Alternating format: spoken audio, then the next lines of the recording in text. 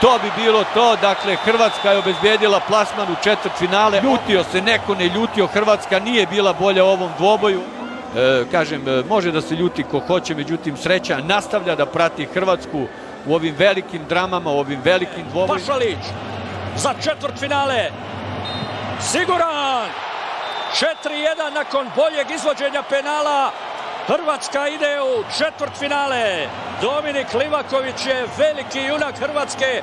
3 penala je skinuo. Udarac za četvrtfinale. Pašalić! Mario Pašalić, idemo u četvrtfinale! Bravo! Bravo, bravo, bravo! To je to! To koliko god trajalo, koliko god trebalo, koliko god teško bilo, još jednom je Hrvatska uspjela.